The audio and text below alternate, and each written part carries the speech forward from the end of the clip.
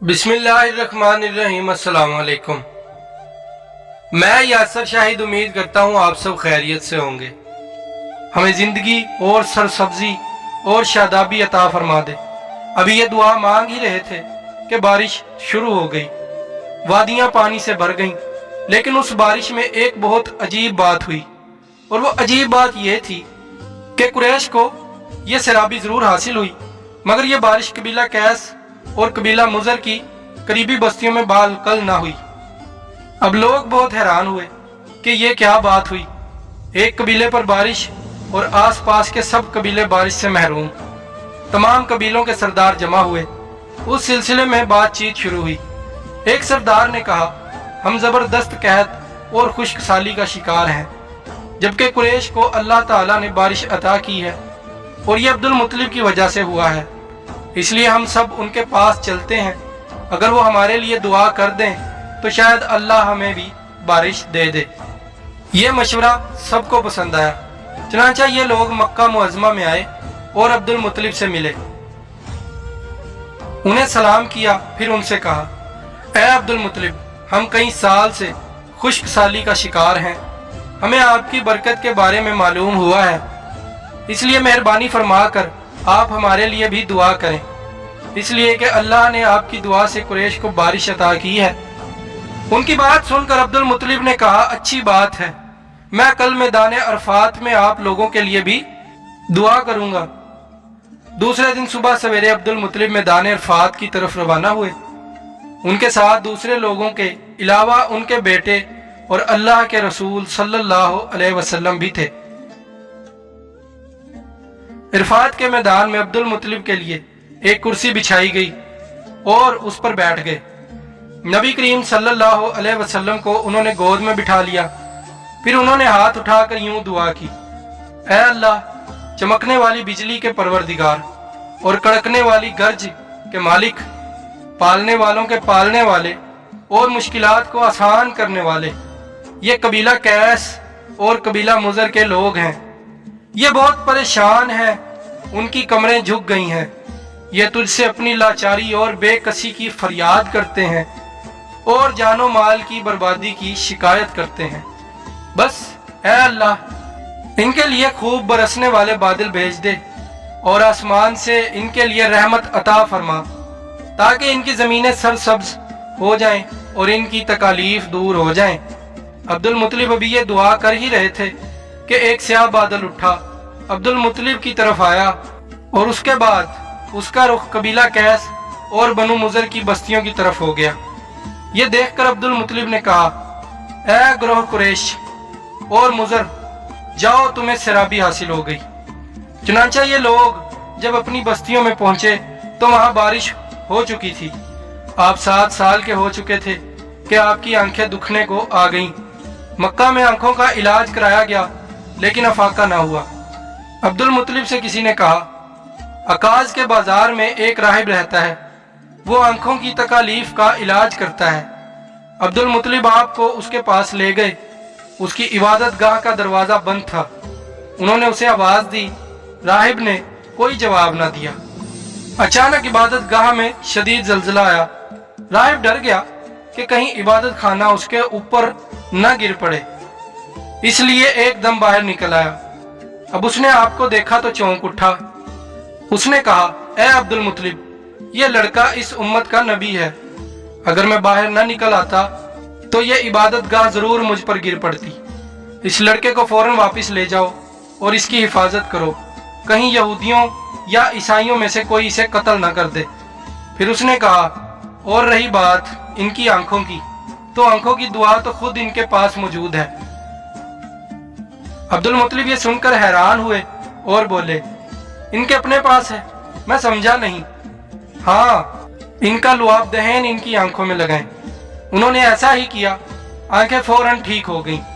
पुरानी आसमानी किताबों में आपकी बहुत सी निशानियां लिखी हुई थी, उसकी तफसील बहुत दिलचस्प है। यमन में एक कबीला हमीर था। वहाँ एक शख्स सैफ बिन यजन था। वो सैफ हमीरी कहलाता था। किसी जमाने में उसके बाप दादा उस मुल्क पर हुकूमत करते थे, लेकिन फिर हबशियों ने यमन पर हमला किया और उस पर कब्जा कर लिया। वहाँ हबशियों की हुकूमत हो गई। 70 साल तक यमन हबशियों के कब्जे में रहा। जब यह सैफ बड़ा हुआ तो उसके अंदर अपने बाप दादा का मुल्क आज़ाद कराने की उमंग पैदा हुई। चुनांचा उसने एक फौज तैयार की, उस फौज के जरिए हबशियों पर हमला किया और उन्हें यमन से भगा दिया। इस तरह वो बाप दादा के मुल्क को आज़ाद कराने में कामयाब हो गया, वहाँ का बादशाह बन गया। ये यमन अरब का इलाका था। जब इस पर हबशियों ने कब्जा किया था तो अरबों को बहुत अफसोस हुआ।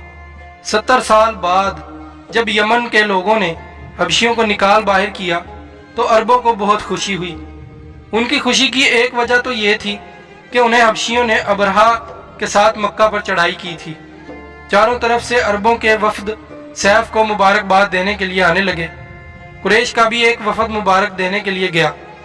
उस वफद के सरदार अब्दुल मुत्तलिब थे। ये वफद जब यमन पहुंचा तो सैफ अपने महल में था। उसके सर पर ताज था, सामने तलवार रखी थी और हमीरी सरदार उसके दाएं बाएं बैठे थे। सैफ को कुरैश के वफद की आमद के बारे में बताया गया। उसे यह भी बताया गया कि ये लोग किस रुतबे के हैं। उसने उन लोगों को आने की इजाजत दे दी। ये वफद दरबार में पहुंचा। अब्दुल मुत्तलिब आगे बढ़कर उसके सामने जा खड़े हुए। उन्होंने बात करने की इजाजत चाही। सैफ ने कहा, अगर तुम बादशाहों के सामने बोलने के आदाब से वाकिफ हो तो हमारी तरफ से इजाजत है। तब अब्दुल मुत्तलिब ने कहा, ऐ बादशाह, हम काबा के खादिम हैं, अल्लाह के घर के मुहाफिज हैं। हम आपको मुबारकबाद देने आए हैं। यमन पर हबशी हुकूमत हमारे लिए भी बोझ बनी हुई थी। आपको मुबारक हो। आपके इस कारनामे से आपके बुजुर्गों को भी इज्जत मिलेगी और आने वाली नस्लों को भी वकार हासिल होगा। सैफ उनके अल्फाज सुनकर बहुत खुश हुआ, बेइख्तियार बोल उठा, ऐ शख्स, तुम कौन हो? क्या नाम है तुम्हारा? उन्होंने कहा, मेरा नाम अब्दुल मुत्तलिब बिन हाशिम है। सैफ ने हाशिम का नाम सुनकर कहा, तब तो तुम हमारी बहन के लड़के हो। अब्दुल मुत्तलिब की वालदा मदीने के कबीले खजरज की थीं और खजरज का कबीला दरअसल यमन का था। इसलिए सैफ ने हाशिम का नाम सुनकर कहा, तब तो तुम हमारी बहन के लड़के हो। फिर उसने कहा, हम आप सबको खुशामदीद कहते हैं, आपके जज्बात की कदर करते हैं। उसके बाद कुरैश के वफद को सरकारी मेहमान खाने में ठहरा दिया गया। उनकी खूब खातिर मदारत की गई, यहाँ तक कि 1 माह गुजर गया। 1 माह की मेहमान नवाजी के बाद सैफ ने उन्हें बुलाया। अब्दुल मुत्तलिब को अपने पास बुलाकर उसने कहा, ऐ अब्दुल मुत्तलिब, मैं अपने इल्म के पोशीदा राजों में से एक राज तुम्हें बता रहा हूँ। तुम्हारे अलावा कोई और होता तो मैं हरगिज ना बताता। तुम इस राज को उस वक्त तक राज ही रखना जब तक कि खुद अल्लाह ताला इस राज को जाहिर ना फरमा दे। हमारे पास एक पोशीदा किताब है, वो पोशीदा राजों का एक खजाना है। हम दूसरों से उसको छुपा कर रखते हैं। मैंने उस किताब में एक बहुत अजीमुल शान खबर और एक बड़े खतरे के बारे में पढ़ लिया है और वो आपके बारे में है। अब्दुल मुत्तलिब ये बातें सुनकर हद दर्जे हैरत ज़दा हुए और पुकार उठे, मैं समझा नहीं, आप कहना क्या चाहते हैं? सुनो अब्दुल मुत्तलिब, जब तहामा की वादी यानी मक्का में ऐसा बच्चा पैदा हो जिसके दोनों कंधों के दरमियान बालों का गुच्छा यानी मोहरे नबूवत हो तो उसे अमामत और सरदारी हासिल होगी और उसकी वजह से तुम्हें कयामत तक के लिए एजाज मिलेगा, इज्जत मिलेगी। अब्दुल मुत्तलिब ने यह सुनकर कहा, ऐ बादशाह, अल्लाह करे आपको भी ऐसी खुशबख्ती मुयस्सर आए। आपकी हैबत मुझे रोक रही है। आगे के एपिसोड देखने के लिए चैनल को सब्सक्राइब और बेल आइकन को लाजमी प्रेस कर दें ताकि आने वाली हर वीडियो का नोटिफिकेशन सबसे पहले आप तक पहुंच सके। अपना और अपने प्यारों का ख्याल रखिएगा। अल्लाह की अमान में। अल्लाह हाफिज।